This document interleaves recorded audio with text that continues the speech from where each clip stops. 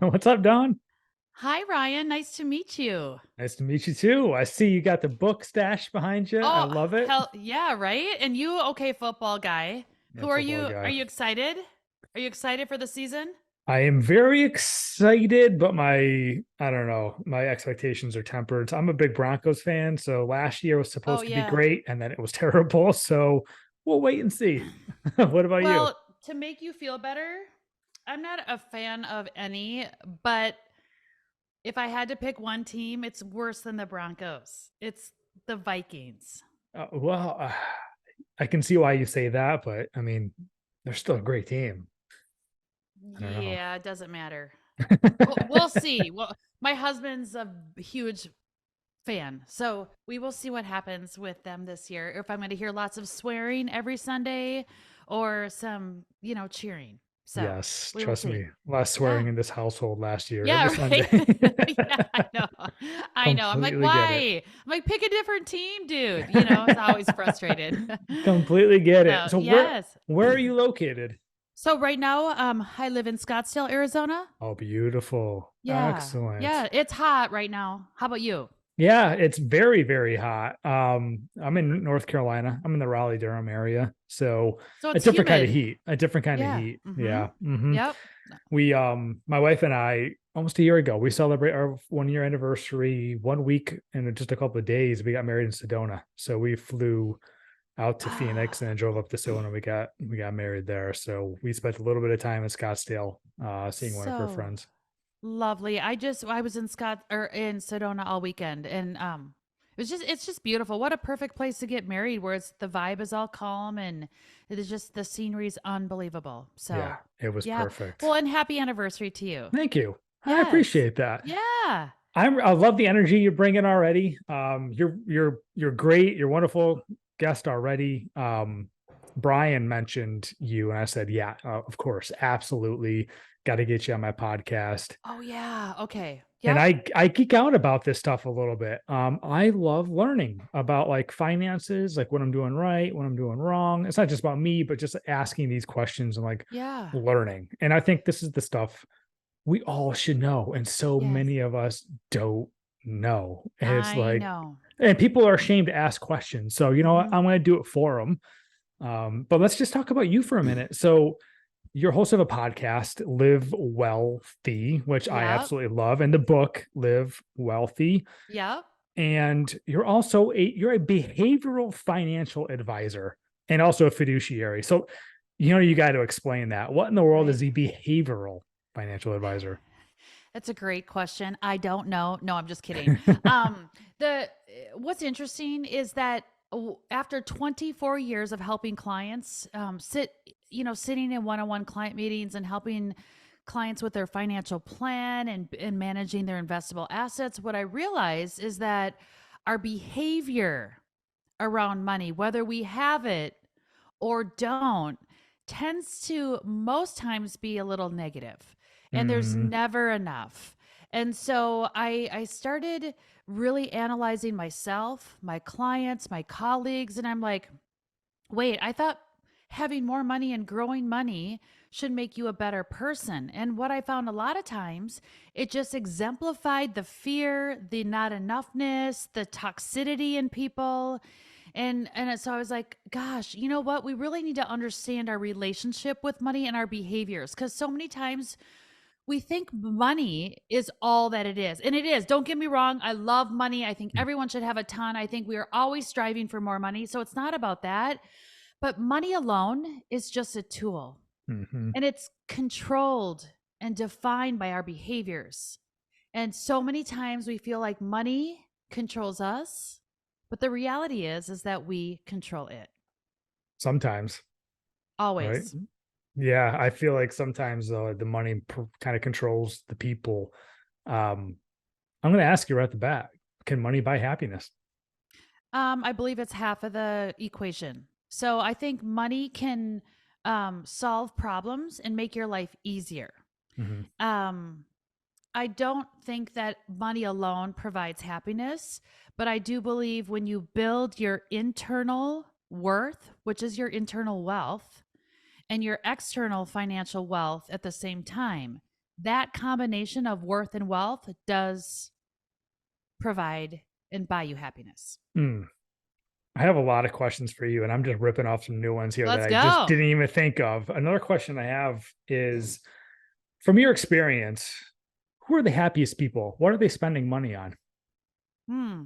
The spending is okay. So who's the happiest? I would Mhm, say people that are the that feel really good about themselves. That they know that that they're good enough and they want to continue to grow. So that's kind of a yin and yang. But they have high self esteem. mhm. People that have high self esteem and have dealt with the shit in their life. Sorry for swearing, but that's just who I am. You're good. Um, that those people that have pushed through the uncomfortableness are the ones that end up being happier. Mm, So, what do they spend their money on? They spend their money on their core values, the things that they value the most in life, and they quit spending money on comparison and trying to keep up with their neighbors and their friends. Those are the happiest people, and that's what they're spending their money on. It yep. was a great question, by the way. Thank you. Because personally for me, growing up, it's kind of like, oh, I got money, what can I buy? And it's like almost like the first thing you think is like a car or nice clothes or something like that. I became happiest when I started to make money and spend it on experiences and memories. Cause that was like, I've never, my sister told me years ago when I was like debating on like going to Hawaii and possibly like leaving early. She's like, you will never regret spending money on experiences and travel. And since that day, it's like 100% true. I've never regretted once. I mean, like you said, that's my value. Mhm. But it's just like not necessarily material things. It Mhm. was the experiences and the memories because you live once. So that's why I asked you that. Yeah, and because that is your value. Like someone like myself that in my 20s, I used to get paid to travel because I was a singer and a dancer on cruise ships. Like Oh, I, that's awesome. perform. My husband and I both did that. Yeah. And so travel for the last 20 plus years hasn't been my priority at Mm, all. mm, But you know what is like having a really cool house. mhm. And would you call that materialistic? Maybe, but I love the environment because having a really, I have energy, right? So having a really calm environment. I mean, my house is like a resort. Mm. And that's really cool to me because it's the yin to my yang. And that's really important. So I'll spend money there over travel. And again, it's not a right or wrong. It's what's important to you. And by the way, I don't want to say have, I had I'm retraining my brain. I had a big fear of flying too. So like traveling to me, I was like, oh, right. Yeah. So it's just so weird and it's so dumb. And I get it. It's so stupid. But it's the reality and it's the truth. And so that, so the fact that our values are determined too by kind of, our internal emotions and what's going on in our brain and our heart as well. Yeah, for sure. I don't think it's stupid. I mean, it's a It's fear stupid. I don't It's have. stupid. It's Well, stupid. okay, if you say so. To not But travel? Come on. No, Ryan, to not travel to Hawaii because you're gonna fly over, like, right? I mean, kind of dumb. why do you put it But that anyway, way? But no, yeah, I get it. I mean, spending money to be anxious about something doesn't sound too appeasing, right? So, right, I mean, yeah. I have a definite fear and anxiety of like heights and cliffs and like ledges and stuff again when they're super high up. Like, it's definitely times where it's like, oh, I can't wait to go hiking, but I have severe anxiety about like what reaching the top is going to look like, and it kind Yeah. of ruins my trip a little bit because I do get Yep. anxious. So, I'm not going to bust on you for that. I completely Yeah. understand having All lived right. that. But I want to talk. I get more questions for you, but I want to talk about you Let's first. go. Is more about what you do and how in the Hmm. world you got into this. So you just said you're on a cruise ship, which I've done plenty of cruises in my life. I think it's great. There's a lot of talent on those ships. So how did you Yep. go from that to being a fiduciary financial advisor? Yeah, weird, right?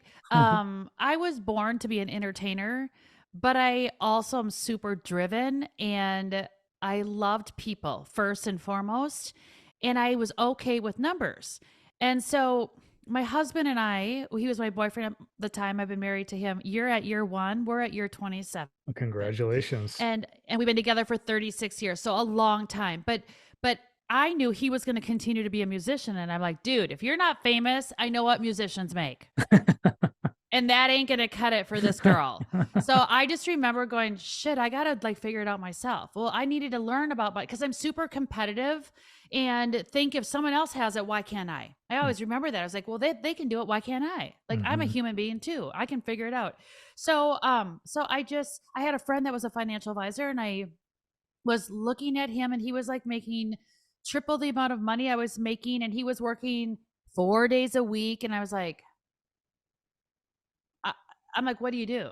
Well, it's financial planning. And I'm like, okay. But it was really about people Mm, management, mm, and being like almost like a psychologist with people and that behavioral stuff with money. And so I was like, okay, well, let me try it. And I didn't start till I was 30 years old. But was it hard? Oh my gosh, getting in this industry, doing financial planning, this is what a day in, day out looks like. It's literally one client meeting after the next. mm. That's all it is. It's like a doctor's office, right? What are you So doing? Are you looking at their financials, what they're spending their money on? Like, are So you we're going that looking, deep? yes. Oh my gosh, we're doing comprehensive financial planning. So what that means is we're looking at their cash flow, they're in and out, they're spending. We're Mm, looking at how much they should have in a cash reserve position, how much insurance and protection planning they should have. We're managing their investments because that's really how we get paid. So we want to manage their investments and making sure that their fees are low and that their performance is meeting or exceeding the benchmark. We're their financial plan is their retirement plan. Like we're telling them how much they need to save so they don't ever run out of money so they can mm, retire someday.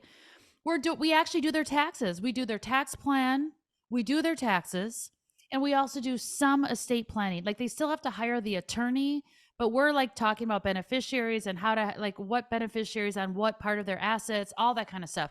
So, and how much debt to have, like all of it, mm, anything and everything related to the dollar. So sit down with client, like people that come into my environment, my community, they typically have, well, I have two now because I would just help the millionaires become multimillionaires. And over the last 3 years, I've created a platform, a digital platform that helps the non millionaires because I'm like, they're the ones that actually need it more yeah. or just as much, maybe not more, but they need it just as much. And they don't have access to people that are fiduciaries with the experience. Mhm. So, because we don't make money off of those people. So I was like, gosh, I just want to help them. So anyway, but I do like, so we sit down with clients anywhere from 2 to 4 times a year and just always upgrading their financial plan. Like what's not working? What has changed? Is it an income issue? Is it a debt issue? It is a spending issue? Is it a tax issue? Or is it all of those issues? Sometimes it's everything. And just making sure that we're aligned in their financial goals and more so just not just aligned with their financial goals, we're aligned with all of them as a human being. That's what live wealthy is right? It's not just aligning your financial goals because you and I could have similar financial goals. I want to retire, I want to invest, I want to have freedom, I want to have security, I want to be able to travel, I want to, that's all the same. We Mm, all have the same financial goals, really. Charity, for the most part, we have the same goals. It's executing on the level deeper than that of like, who are you really and how do you live well in your life, in your version of wellness, mhm, and making sure that you're aligning your chase of money to a healthy version of you. And that's what live wealthy really is. mm. Yeah, it's like everyone has a different definition Yeah. of happiness and success Yeah. is what rich is too, right? Rich is different to everybody. Yeah. I think rich is just having money in the bank and not living. And that's my definition of it. Wealthy is like spending your money and living Mm, because we're all here to live. Like mm, that's wealth. Like we want to have enough for tomorrow, but we also want to spend our money for today too. And I just got off the phone with some of my team members and they're like, that's what I love about the message of Live Wealthy, Dawn, is because like her version of Live Wealthy is she lives in an RV, travels around with her husband. Her husband's a caddy on the golf, pro tournament. And she's like, this is my version mm, of living wealthy. And I just need to make sure that I never run out of money in alignment with my version. Now, mm, Don, your version is completely different, right? You have all this energy and you want to continue to build your multi-million-dollar business to, you know, 8 digits and 9 digits and all of that, right? Because it's my personality, but my version is different, and that's what I love about this message of Live Wealthy. It's getting crystal clear of who you are, and quit trying to effing compare yourself to someone else's journey, because it's really not yours journey, and you're not even going to be happy if you were over there anyway. You're really not going to be happy. You think you will, but if you open up the hood and start looking at all the stuff, you're not going to be happy. So it's like, Mhm. how do we get to that version of your live wealthy, that happiness, contentment, fulfillment, and you start building your wealth around that? And that's what advisors out there don't teach. Non-behavioral financial advisors don't teach that type of Mhm. education, right? All we teach is financial goal. Here's what you need to do to meet your financial goal. That's effing boring. Is Yeah. it important? Yes. Like, you want to ask me all the technical questions, I got them. So you can ask me whatever you want. But it's the combination of the technical and the behavioral. The behavioral is the emotion. It's the emotion and the tactical advice. When you meet those two in the middle, you arrive at happiness. Mm. Well, let's hit on that in a moment, but what you just said is like, what comparison is the thief of joy, right? Yeah, Like, yeah. it's just for everything, not just money, but I imagine money will probably get you in a really bad spot if you're trying to keep up with the Joneses and your Yeah. neighbor pulls up one morning with a BMW. You're like, oh, now I need a new car. My car Yep. isn't as nice as Yeah. theirs. Mm-hmm. But yeah, we got derailed slightly a little bit from how you got into this. I still want to hit on that. How in the world did you get into this and then get into deeper, even like writing a book, starting a podcast, all that stuff? I want to get your journey. Well, the journey really is becoming a financial advisor, and that's what I do. I sit down with clients. I got into the journey because I had a friend that was doing it and was making a lot of money. So I got in, and all you do is sit down with clients one on one. You build your business, you do cold calling, and you meet the clients. And I did that for over 20 years. And then I was like, I'm not really living in alignment with me. I'm Mm, really a performer. I have this mm. energy. I want to inspire not just 300 people. I want to inspire 3 million people. How do you do that? How do you do that? What you do is you build your business and you hire other advisors that have the same type of that are you're teaching, that they'll sit down with your clients one on one, and then you go out there and you become the brand in the marketing and the salesperson, and inspire people to think differently about their money. So that's kind of, does that really answer your question? I mean, It it was does. one on one. And then over the last 3, probably 4 years now, it's like, okay, one on many. And how Mm. do I get more people to save their money and to live wealthy? Do you feel fulfilled or starting to get Um, there? um, I've I've always felt fulfilled because I loved my clients. Mm, So I was always like, oh, I love this, I love this, I love this. I'm making a lot of money and I'm helping a lot of people. But I got to a point where when I started doing my own personal development, like really getting in tune with myself and how do I become a better version of Dawn, I realized that I was actually shortchanging myself, my clients, and the people that I could help. So mm. am I fulfilled? Yes, 100%. I don't believe we're 100. We don't ever arrive at that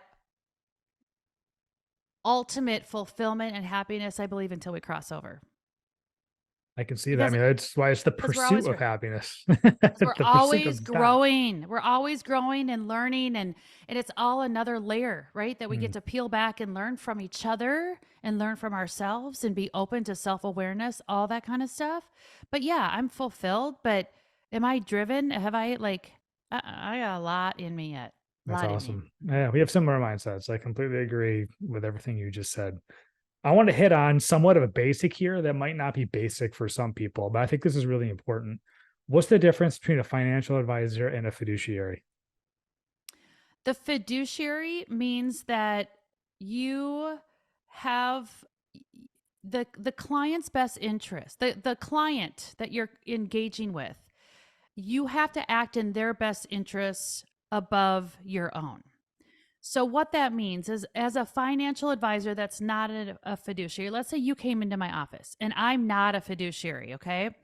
And so Ryan comes into my office, I'm not a fiduciary. I'm like, gosh, Ryan, in order for you to meet your goal, there's two different paths we can take. We can put your money in an annuity, or I could put you in exchange traded fund. They're both going to be good. They're both going to be good. They both might help you achieve your goal. Um, However, because they both can benefit you, I can pick the product that's going to pay me more. Mm, A fiduciary can. A fiduciary is someone who's like, yeah, there's an annuity and an ETF, but based on what you told me, about your financial goals, the ETF, the exchange traded fund, is going to be a better investment vehicle for you because the fees are lower in there, and really the advisor's not getting paid as much. Does that make So sense? yeah, oh, it makes I knew Okay. that answer, but so to me, it's like, why would anybody choose a financial advisor over fiduciary? What's the benefit? There's not. There's absolutely not. The problem is that most people don't even know the difference. And most people just like don't know who to turn to get financial advice. So they go to their bank. Mm. And people that are financial advisors in a bank, they're just educated differently, right? Or they might be selling their own product or whatever it is. So that's why I think it's just a lack of understanding. Our Oh, it industry tries to is. make it so confusing, and it doesn't have to be, but that's Yeah, really what it is. it really is. So if I wanted to find a fiduciary, you just go on Google. Like, what's the proper route to find one besides contacting you? Yeah. Besides contacting me, good call there. I would go to I would not work with anybody that didn't have a certified financial planners, those credentials behind their name, CFP. So if you go to if people are CFPs, they automatically have to be a fiduciary Okay. advisor. Okay? And I've also learned, so here's the other thing is I have met with people that say, "Oh, I have a fiduciary." I'm like, "Okay, let's see your statements. Let's see your stuff." Mhm. And then I start looking and I'm like, huh, they're a fiduciary based on what they have to offer. But I'm just like, okay, they are a fiduciary. However, they're not like fully looking at the tax planning and the investment planning hand in hand, or their performance, or there's fees inside. You can still be a fiduciary. There's different levels too. That's why you kind of have to interview a few of them. Mm. But I've also seen people. Sorry, that was a burp, and I didn't want to burp into the mic. Didn't hear it. You're right. Ah! This Anyway, is sorry. This is editable. I could always Oh, edit. I don't want to edit. I don't want to edit. All right. No, but there are different levels, and you have to be really, really careful because people say they're fiduciary, and they are, right? But there's just you always need a second opinion, and I think that's healthy. Okay, so I'm curious about this. With you being in Arizona, me being in North Carolina, can I work with you, or you need to find somebody like in your state? As long as you're okay with Zoom calls, you can work with anybody. Wow. Hmm. Okay. And that's for me because we're registered with the Securities and Exchange Commission. Like we're just, I don't, I don't get paid like a commission to work with certain people in different states. It's just we're fee only, so we can work with anybody. Okay. So I know I'm asking a lot of questions here. So like, I really do want to know this. So like, what's Yeah. fee only? How does paying a fiduciary work? So fee only means that someone, um, a fiduciary advisor that's fee only is some like where you come in and I'm just going to charge you approximately 1% of your investable assets. Okay. So if you have $1,000, I make $10. So I'm not going to want to work with you. If you have $1,000,000, I charge you $10,000 and I want to work with you. Now the fee that 1% fee doesn't come out of your checkbook. It comes out of the performance out of your account. So how we work is that 10th, if you're $1 million client Mhm. and you're paying 10 grand, you're paying a fourth of that every quarter, and it's just being pulled out of your investment account. And if the right advisor is doing it right, that's going to be the majority of your costs. Most people are like, I don't even pay my advisor. I'm like, oh no, you do. It's buried in Yeah. your investments. And sometimes most, like Tony Robbins did a study. I mean, most Americans pay over 3% for their investments, and they don't even realize it. I'm Mm. like, okay, let's strip away those 2%, pay me one, and the right type of advice. When you're getting fiduciary advice that's tax planning and retirement planning, all the things, the right type of advisor should be able to provide you 3% back in value versus that 1% you pay them. So Mm. think about that. That's huge. Yeah, but we can't ever predict what the hell the market's going to do, right? So it's It has still nothing to do with the market. Oh my no. gosh, it has nothing. No, the markets ebb and flow. You that's what like people need to understand when the markets go down, oh gosh, when was it? Since 1956. Don't quote me on that exact year, but a lot of freaking years. The market on average is down 11 months on average. Hmm. Really? So the problem is the average investor gets half of what the market like produces because of their behavior, Mm. because of their emotions, but it doesn't matter. It has nothing to do with the market. Like the right advisor that's helping you, it doesn't. Oh my gosh, it's about the tax planning on your income and your investments. It's about minimizing your fees. It doesn't matter what the market does. It's going to deliver for you if you have the right behavior and the right financial plan. Would you say a fiduciary gets paid for performance? Like the better you do, the more money you all get? Yeah. Yeah. So last year when the markets were down, like my financial planning firm called WELLthy, we were down 200,000 because our clients were down. Hmm. Yes. Hmm. Yeah. So if they win, we win. It sucks for them. It sucks for us. But it's a short-lived suck. Right. It's Yeah, not. It's okay. it's really nice like working with somebody that's like holding your hand. It's like, hey, if I win, you win. If you win, I win. Like it's Yeah. just it's a Yeah. partnership. It's a partnership. And the other thing is what's really cool is during those downturns, like that's when we were like telling the clients, hey, take 10% of your portfolio and take it out of the conservative mix and let's put it in the aggressive mix Mm. and let's go. And they would all Mm. do it. And what's really cool is like, I can't time the market, but what I can say is I know right now, I can see it right now is down 20%. You want an Mm. opportunity? Let's go. And Mm. that's the cool thing. So, yes, that's why the averages are so significant of working with an advisor because over a full market cycle, everybody wins. Mm. If they don't get emotional and try to get in their own way of making the wrong money decisions. Right. Now you Hmm. brought up fees. How do people find out what their fees that they're paying are, and what is like an acceptable fee? What is a fee that's like, oh, okay, that's fine. I can live with that. Yeah, an acceptable fee is 1%. Okay.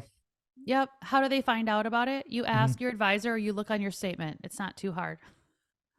Oh, I feel like people don't even do that. So, Yeah, right? It's so silly. The other thing is that people don't know what their fee. So let's say they can see their account fees or their custodian fees on their statement, but they're like, I'm in all these different mutual funds. I don't know what the fees are inside of the mutual fund. mhm. Like underneath the hood, they can just Google the mutual fund ticker or the name of it and get a report and it'll tell you what your internal fees are per mutual fund. So easy. I mean, it's not easy, but you can find it. I mean, we live in a really It's doable. transparent world. Yeah, it's Yeah, very yeah, doable. I won't ask you too many tips and tricks because that's what people pay you for. So if you don't want to answer this, don't answer this. But do you have a favorite ETF? um no. I mean, over the last 10 years, I would for sure say the S&P 500, right? Yeah. However, right now with the S&P 500, the reason why it's up, what, 16% year to date is because of those seven magnificent stocks, those Hmm. seven biggest stocks out of the 500 that are in there. Um, but I will give you a little tip. I personally, we like our firm, by the way, I'm not the smartest one in my firm. I'm just the most outgoing one. I have investment analysts that are smarter than me, and they show me all these charts. Hmm. And they're like, Don, look at this chart. The US market versus the international market. And they tend to be opposite of each other, right? And you can see over history when US markets are great, international is down and vice versa. Well, what we're starting to see now is the tilt going to more international than US companies. Mm. Now, with that said, that doesn't mean we put all of our money in our portfolio in international, but what we do is maybe we'll put an extra 5 or 10% of the overall allocation into international because we predict, we don't know for sure, but when we're looking at the charts and graphs and historical data, that's there could be an opportunity there. Interesting. Now you brought up the Magnificent Seven, of which I own five of. Just to hit Okay. on that real quick. I wasn't planning Yeah. on going here, but I might as well ask you. Let's So go. that's more of a what? Apple, Microsoft, Nvidia, Facebook, Meta, which is Meta, Google, Alphabet. Um, what is it? What are the other ones? Tesla Tesla. and you said Amazon? I didn't say Amazon. I don't think I said Amazon. Okay. So Okay, there you that's go. it. Okay. Yep. Mhm. So I'm probably too heavy in that, which it's a great thing right now. But do you see that continuing to be the Magnificent Seven, or would you caution against it as if they're perhaps at the highest right now? So yes and yes. Do I think it's going to continue to go up? I do. I mean, second half of the year with the markets in general, I think will be less, potentially a little bit more volatile. But yes, I mean, think about where's Amazon going? Like, come on, let's just be like, Right. really? All right. Where's Google going? Okay, like the It's going to companies aren't steal go your data. exactly right. So they're not going away.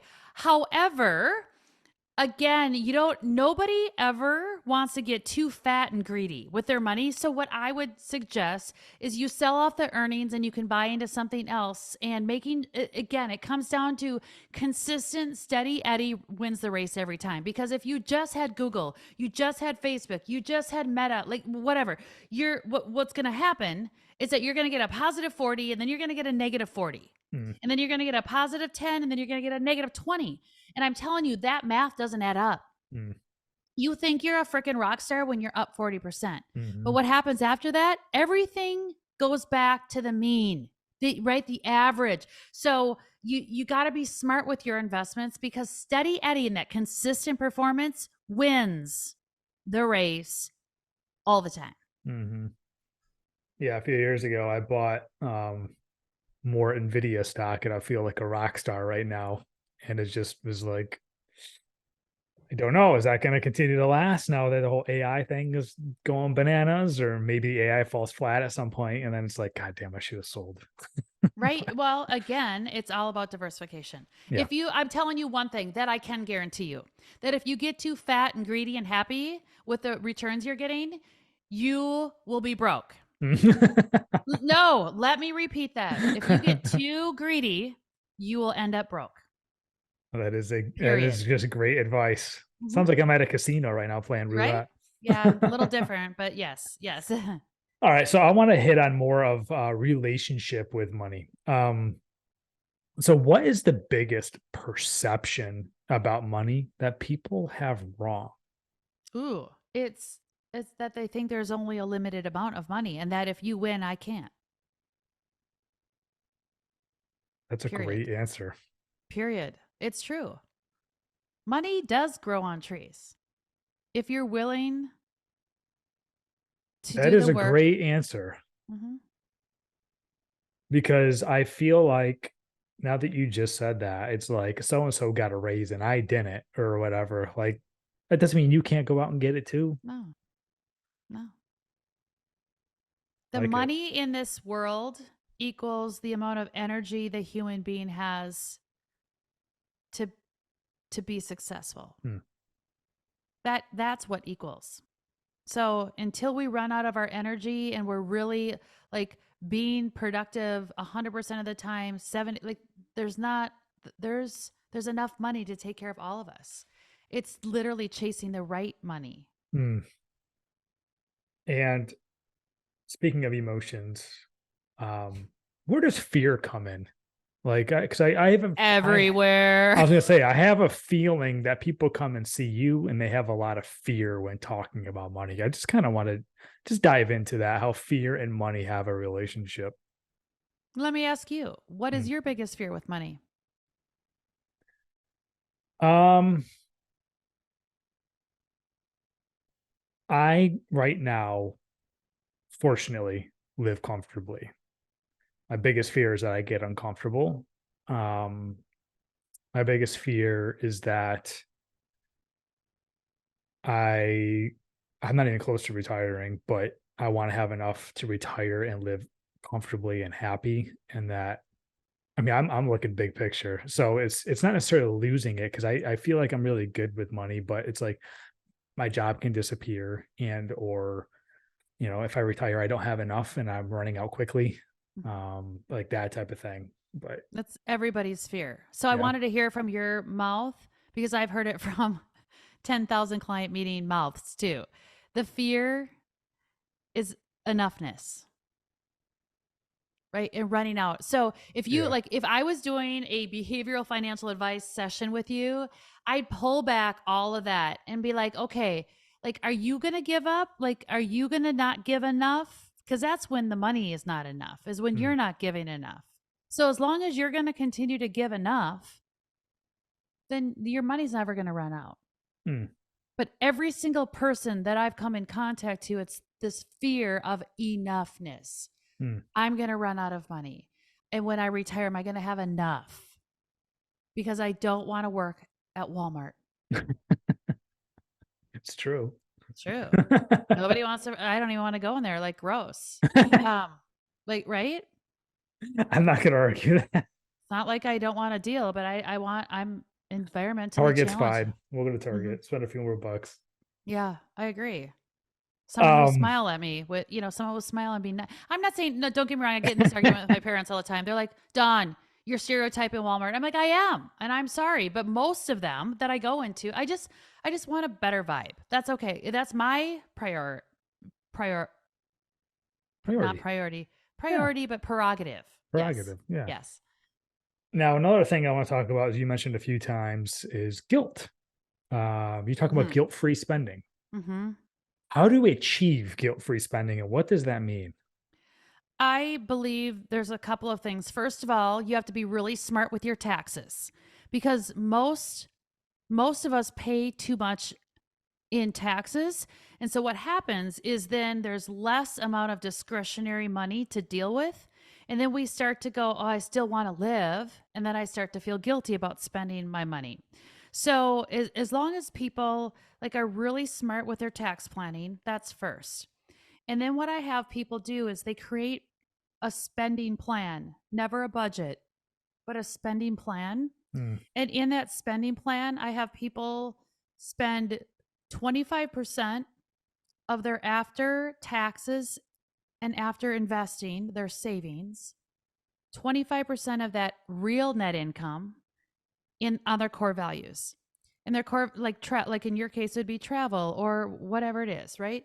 Um and then in order for them to do that, I take a look at all of the opportunities that they have in their spending plan where they're wasting money and they're hmm, not even aware of it. They're wasting money on interest payments for debt.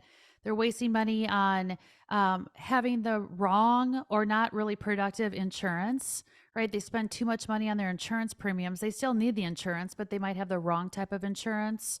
I find people wasting a shitload of money on food and beverage. Like, and I'm oh, yeah. telling you, like, go out, like, have fun, like, go. But it's like, but we waste, we waste, we waste. And so it's like taking that wasted money and applying it to your core values, and you should be able to spend guilt free on that. Hmm, And then really having this a solid tax plan. It's not just having someone do your taxes. It's like a proactive tax strategy to maximize that income that's coming into your household. That's huge. Those three things are huge. hmm. Then you can accomplish guilt-free spending.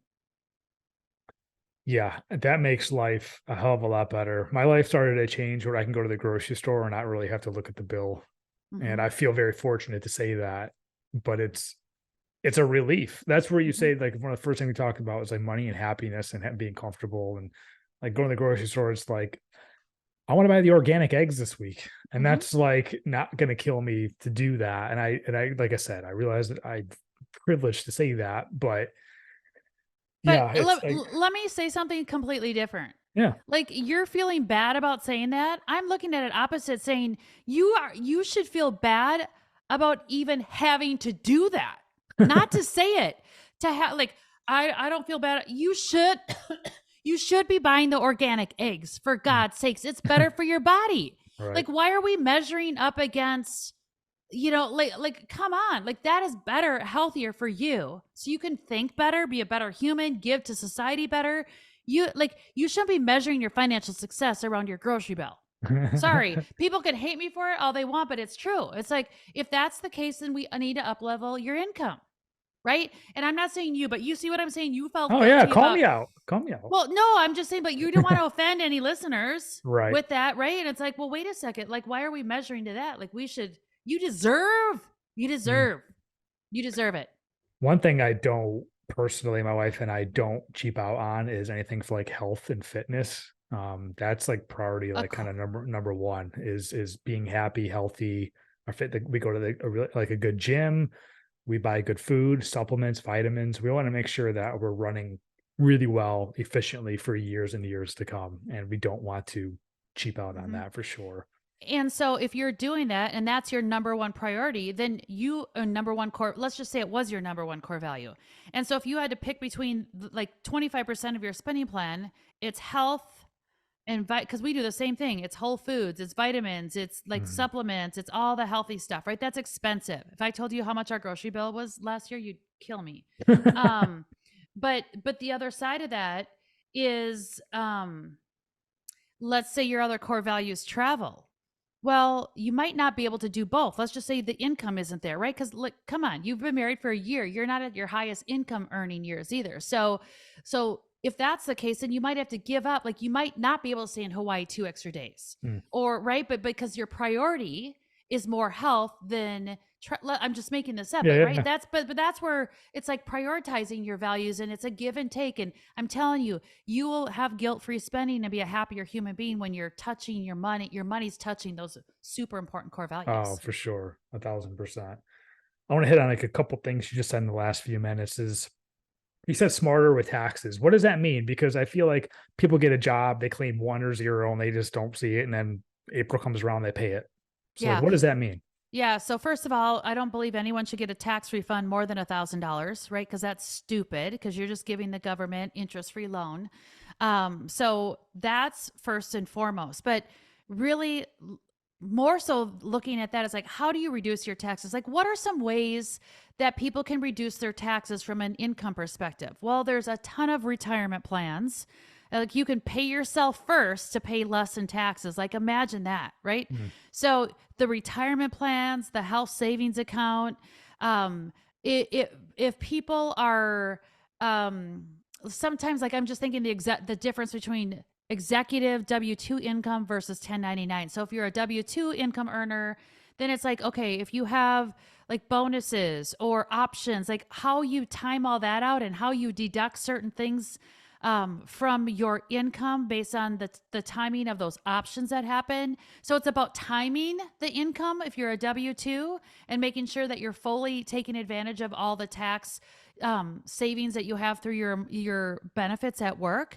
The other thing is if you're a 1099 income earner, and then you got a ton more opportunities. Not only do you have those retirement plans, but people find like most entrepreneurs, they're like, yeah, Don, I write off my car and my house. I'm like, okay, but do you write off your maintenance, your tabs, the taxes for your car? Do you write off your homeowner's insurance?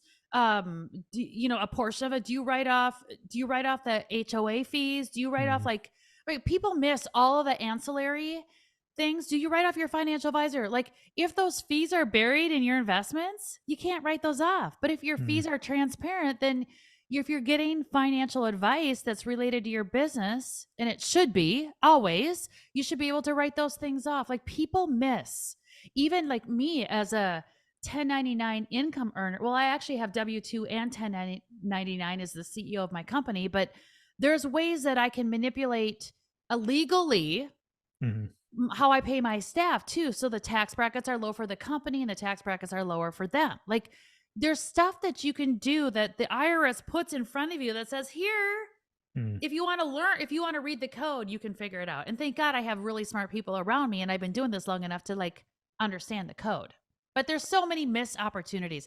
They say, I work with this tax firm, and they say that the average entrepreneur misses about $9,000 of tax write-offs Ooh, every single year. Bam. yikes. Yikes. Yeah, I actually, so I do graphic design as my full-time job, W-2, but I also do freelance. And so everything you just said is actually what I do right off every year. I work with a CPA because I'm not smart enough to do Hmm. all that, but we definitely go through everything I could possibly write off. And it's everything you said, right? And Hmm. probably then some. There's probably a few other things. So Do you do a health savings account? I do not currently. I did at a previous job. I do Okay. not. My was Okay. what's obviously wonderful is my wife is a manager of benefits at her company, so she Nice. knows all of that Yes. stuff. Yep. Woo, I lucked out into that one. Otherwise, I'd still be asking the questions about that. Yep. So she helps me. I help her Okay. with things. She helps me with things. It's a nice partnership there. Yes. And anytime too, like if you're charitably inclined, which I believe every single one of us should be giving to charity based on what's really important to them, Mm, and it's health, like, right, or spiritual or whatever, it doesn't matter, like any type of charity. But there's years in which you can lump some money into a charitable fund too. If you have a bigger income year, let's say you have a bigger income year and you want more of a tax write off.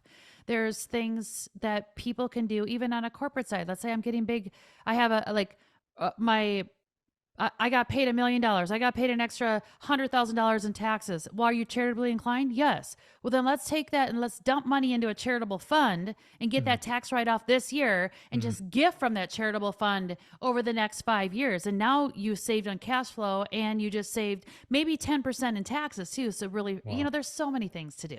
Yeah, that's awesome. So I want to get your feedback and input on this. So every time you go to the damn store nowadays, it's like, do you want to round up? Do you want to give to charity? Do you want to do this? Do you want to do that? And you feel like an asshole for saying no. But I read years ago that say no because they're just going to use it as a write-off. Whereas if you donated it yourself on your own time, you can use it as a write-off. Is that correct? Yeah, I believe so. I never even thought about that. I mean, I do that once in a while, but um probably, but I also think this. If you round up 50 cents, who the hell cares? I mean, yeah, I get that. Come on, right? Let's move the needle a little bit more than that. Yeah. What really ticks me off is when I go to Starbucks yesterday. Like I'm not a big Starbucks fan, but I was like, really? I got a grande and it was six something, and then they're like, Pumpkin spice is back. yeah, right? Yes. But then they're like, the $1, $2, and of course I gave the $1, but it's just like not sure that, like when you go up to like a self-serving and I have to pay a tip, it's a little that annoys me a little bit. Yeah. A little bit. Yeah, that's like every place now. It's I like you know. It's like, didn't really really? serve me. You No. just gave me something. Right. And like last time I checked, this is called fast food. I hate So I yeah, I hate know. that. That's a I do guilt. too. That's a Hmm. guilt trip walking through the line, scanning your credit card. Would you like to I know. And 18%? by the way, if you don't want to give to those charitable things too, you can just say, "Oh, I already did it last week," or "I already Yeah, did it," yeah. because you probably Hmm. did, right? Yeah, You probably yeah. did it on your own money. 1000%. Yep. Something else I want to head on to is you said 25% of core value. So for somebody that's looking to like save and invest, like how much, like what's the difference between like saving and investing, and how do you kind of split that up for Mm-hmm. people? Yeah. So saving is investing. Some of it goes in, like everyone should save a minimal of 10%. Where that money goes, you could put some of that money in a cash reserve, right? So a money market or just Mhm. emergency fund. That's say a savings account. Um, and then the rest of it should go into like I believe like especially people that aren't going to retire for quite some time, they like invest. You have to invest. You can't just put money in a 401k and leave it sitting there in cash. Right, Like right. that's just that's like lazy money. Like think about that's like you getting paid 1/millionth of what you're getting paid for right now. It's like, yeah, we want you to do the work, but we're going to pay you 10 grand a year. That's what, like, if you don't invest your money, that's what's happening. And I feel Mm, like we all, don't you feel like you work hard for your money? I feel like I work hard. I yeah. feel like I'm always doing, I'm putting my energy forth and I'm always doing really good work. And I feel like I should be paid triple of what should be paid or am being paid. And then so in order to make that up, you got to have your investments work just as hard as you do for it, Mm. for your money. I mean, it's so important. You're not going to live wealthy or wealthy with the money if you don't invest and have your money work for you What do and you with those tell minimal what do you fees. tell people that are like when you I assume you say this or something like this, hey, max out your 401k, blah, blah, blah, blah. I assume you say that and people say, I can't do that. I need the money. I need the money on my hand. I can't give that up. Like, what is your response for people who feel that? I find money in their spending plan to do it. I find it. 100% of the time? Is that how it is? I would 100% or most I of would the time? I would say probably 99% of the time. Wow. I find money. It's like, really? Okay, let's go.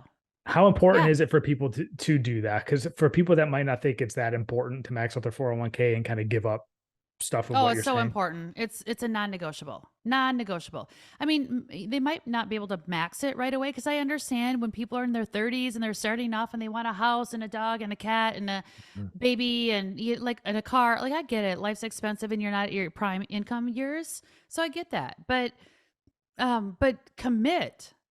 And here's the other thing, Ryan. I have never in 23, 4-ish years, I have never had someone come back to me and say, "Oh, I started that saving and now I can't afford it." Hmm. Ever. Mm. You kind of Ever. forget, you forget it, right? It's like you don't even have it when it automatically goes right to your 401k. It's like you never Right. had it, so you don't even Right. know. You put it in your 401k and then I would help people change their tax withholding so that they get that money back, Hmm. and they're able to spend it every month. Like, yeah, you don't miss it. You just don't miss it. Automation is the key. Hmm. Doing it and setting it up on automation is the key. And then you just sit back because if you can't afford it now, I'm telling you something, you'll never be able to afford it. If Hmm. you can't afford it in your 20s, your 30s, your 40s, you'll never afford to do it. And you're Ever. wasting time on a 401k. The earlier you start, the Mhm. more, you know, Well, the more yeah, you'll it's a compound snowball, interest. Yeah. right?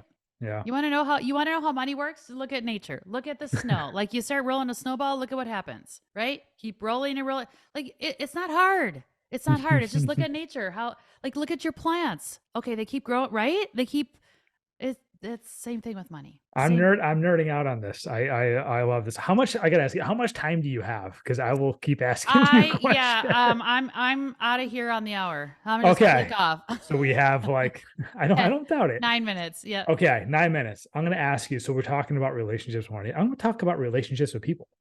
Mm-hmm. What's a tip or two that you would give somebody that is getting into Ooh. a relationship with somebody um that's like getting married, like something I did within the last year. Thankfully, we have really good open communication about money. I'm really happy about that. But I do know it's the number one cause for divorce. Mm-hmm. So, like, what is some tips or advice for people that are starting opening up their checkbooks and savings accounts to their partner? Well, first of all, I think you should.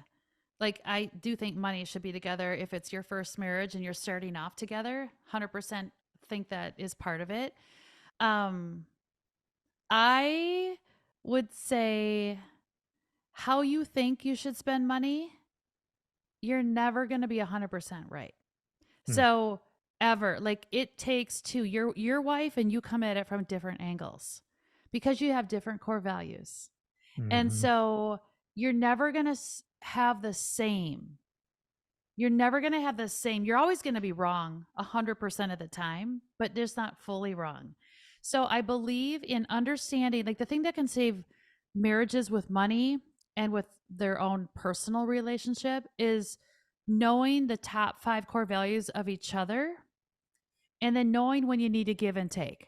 Mm. And you have a spending plan around like we talked about those values. And it's like, okay, if your wife's core value is adventure, like she's going to go do that whether you want her to or not. Mhm. Mhm. You can't And stop you her don't because want her not to because you could be unhappy about it. she'll be a So, bitch. She'll be a bitch and she won't want to be with you if she can't do that. Like like my husband, his core value is independence. What does that mean to him? He wants a he wanted a movie theater in our house because he likes to close the door and play his video games and watch movie and all that kind of stuff. Like if I told him no, we can't spend our money on that, he would have been out the door. So it's mm, like, okay, you know what I mean? So again, it comes down to the value. So that's to me the first most important thing when you're coming together in a marriage is really understanding where you're going to have the friction because the friction's going to be there. mhm. The friction will be there. It's all how you um, understand each other's core values. And then the second thing is really how you, like you said, you're good communicators. It's really about communicating. I mean, I just know, like, my husband and I went to marriage counseling, I don't know, maybe like 15, 17 years ago. And it was really about no one's 100% ever right. So just Mm. know that. So it's a marriage is all about respect, communication, and give and take. It's never your way. If you're in a marriage, it's never just your way. So it's about you don't get into a marriage if you want your way all the time because you shouldn't be married. So it's about Point. that. Yeah, right. So that's really what it comes down to. It's really easy. It's really easy. And knowing that people, we're all going to have bad days and we're all going to be crabby, and we take out their crabbiness on each other. And that's how it is. Like it's about just understanding your partner so well that when they're crabby, you know, not to, we always say, don't poke the bear. Mm. Like, don't poke the bear. The bear is not happy right now. Just don't poke it. So, One more question for you. I'll let yeah. you roll. Is so speaking of the whole marriage thing, I feel like you probably deal with this a lot. Is one of them, one of the people makes considerably more money than the other. That leads to maybe resentment or not feeling you're contributing enough, or just Hmm. these weird feelings about, I don't know, not being sufficient or however you Yeah. want to look at it. Yeah. What are your thoughts on that? Is there any advice that you give people in those situations? Yes, because I thought, you know, remember I was a performer and I was like, "Ooh, my husband wants to be a musician. I need to make it happen, right? Financially." I always thought I would regret it and resent him. But Mm, then I realized that, ooh, I'd rather make money and work than do the other stuff. mm, So again, it's a partnership. So I finally, I mean, it took me a while. I mean, my kids, by the way, my girls are this week 18 and 19. that's And awesome. it took me with the girls probably at least 10 years ago, right? So it took me into my 40s to be like, have boundaries. You look like you're 35, by the way. Yeah, So what thank the you. heck? Well, it's Botox, hair extension. Come on, like right. Core And values. core values, and I'm living wealthy. Exactly. I still hate working out, but I force myself to do it 3 times a year, or 3 times a year, 3 times a week. But back to the reality of it is that I personally, I just think, you know, I had boundaries where I said, you know what, hubby, I know this is role reversal, but I either need you to go out because I'm the sole breadwinner. I'm Mm, the like we made a decision. My husband's a musician. We made a decision for him not to work very much.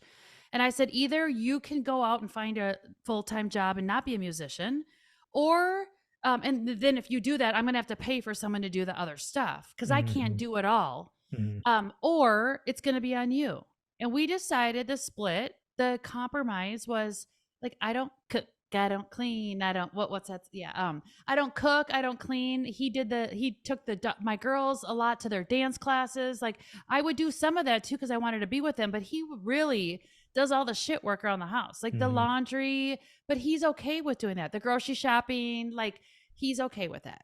There's a lot of And value in that for there's a sure. ton of value, and I couldn't do what I do if it wasn't for him, but I respect him for it too, because I know it's the stuff I don't want to do.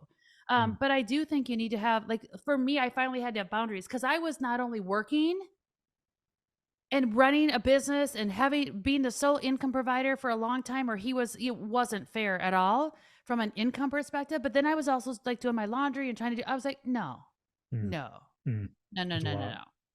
It is a Mhm, lot. But I just think, again, you have to marriages aren't fair. Life isn't fair. It's never 50-50. But there's ebbs and flows to all of it. And you just need to be really smart and open and honest with your communication of how do you want it all comes down to how do you want to spend your time, mm, right? I'd rather spend my time changing the world because that's what I'm born to do. I don't want to spend my time folding the laundry. And I'm not saying that's wrong either. There are people I out don't there that want, either. right? Yeah, there are people that want to fold the laundry, and that's fine. That's fine. I need someone to fold my laundry, right? So it's either going to be my husband or I'm going to have to hire it out. And if I hire it out, he needs to get a job, right? Right, So that's right. really what it comes down to. Dawn. Compromise, compromise. Come on, it's all life is compromise all the time. Well, I want to say goodbye before you just click Yeah, and get right. I off was of it. kidding. I Yeah. know, I know.